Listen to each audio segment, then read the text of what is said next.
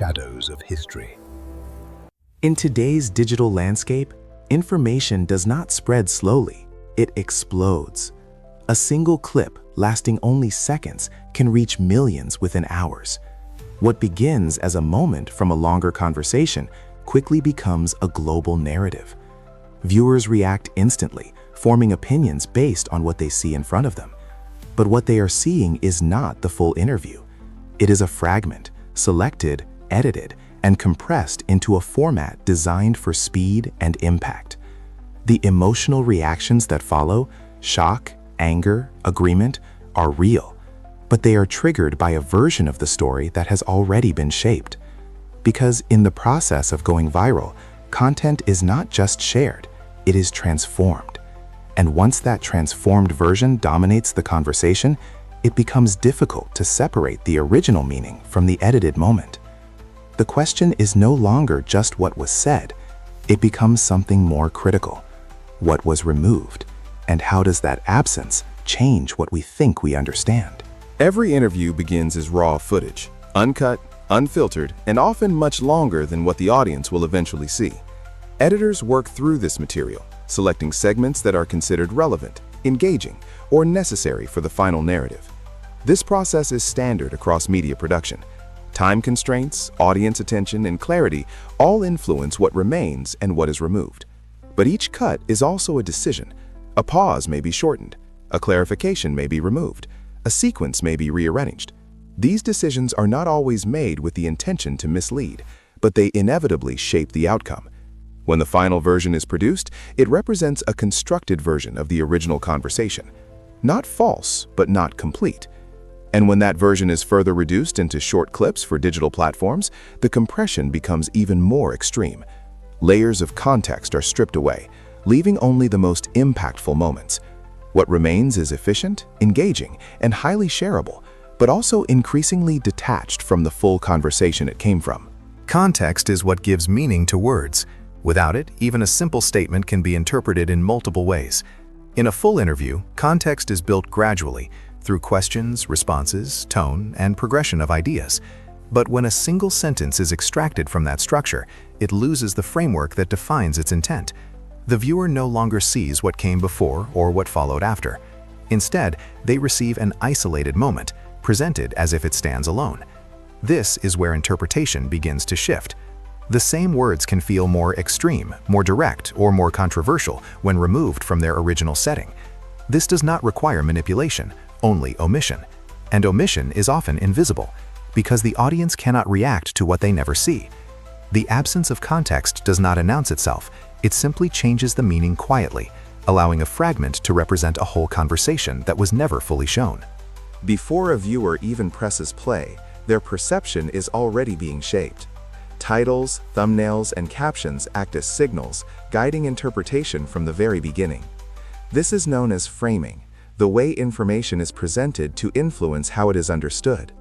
The same interview clip can generate completely different reactions depending on how it is framed.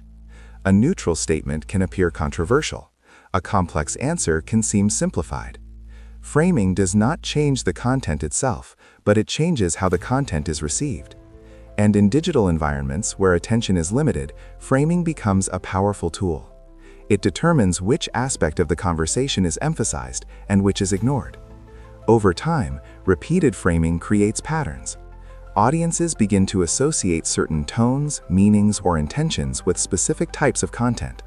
And once that association is formed, it becomes difficult to separate the message from the way it was introduced. Not all content has the same potential to spread. Viral systems reward specific characteristics: short duration, strong emotion, and immediate clarity.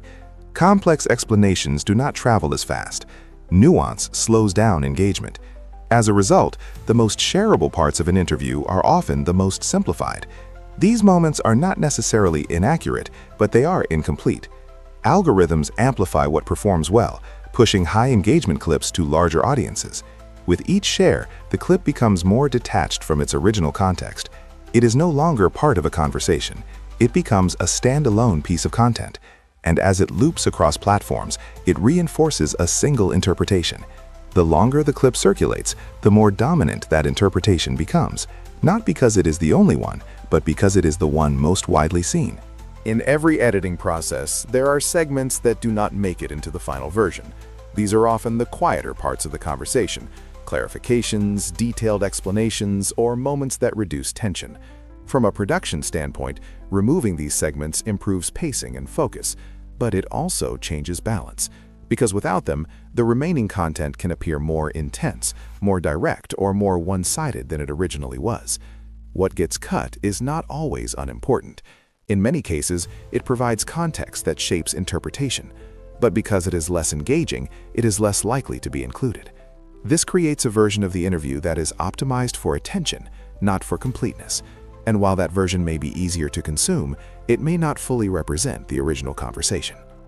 As a clip spreads, it begins to influence how people think about the topic and about the person speaking. Early reactions shape later ones. Comments, shares, and discussions reinforce certain interpretations, creating a feedback loop. Over time, the dominant narrative becomes more defined. What started as a fragment evolves into a widely accepted version of events. And because most viewers encounter the content in its viral form, they are responding to the edited version, not the original conversation. This is how perception shifts, not through a single action, but through repetition. Each interaction strengthens the same interpretation, making it feel more certain, more established, and more real. Even if the full context remains available, it becomes less relevant because it is not the version that people are seeing. Media organizations operate within frameworks designed to maintain accuracy and fairness. Editorial guidelines exist to ensure that content is presented responsibly, with appropriate context and verification. However, the environment in which media operates has changed. Speed and competition have become defining factors. Content is expected to move quickly, reach audiences instantly, and maintain engagement. This creates tension between thoroughness and efficiency. Decisions that were once made with more time and consideration are now made under pressure. This does not mean that standards no longer apply, but it does mean they are harder to maintain consistently. The responsibility remains, but the conditions have shifted. And within those conditions, the way information is presented becomes even more significant. Viral content is effective because it simplifies. It reduces complex information into moments that can be quickly understood and easily shared. But in doing so, it also creates limitations. A short clip cannot carry the full weight of a long conversation. It cannot represent every nuance, every clarification, or every shift in tone. What it offers is a partial view, accurate within its boundaries, but incomplete beyond them. The problem arises when that partial view is treated as the full picture. When viewers rely on fragments to form conclusions, they are working with limited information. And in a system driven by speed, there is little incentive to slow down and seek additional context.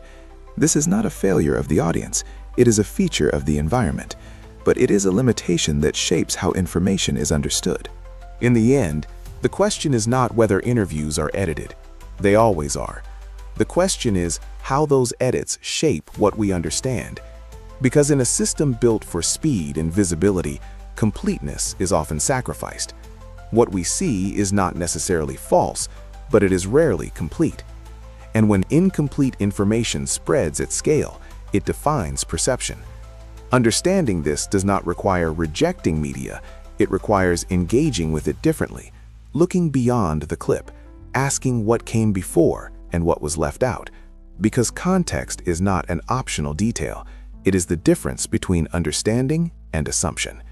If you want to explore what lies beyond the headlines, beyond the clips, and beyond what is immediately visible, subscribe to Shadows of History.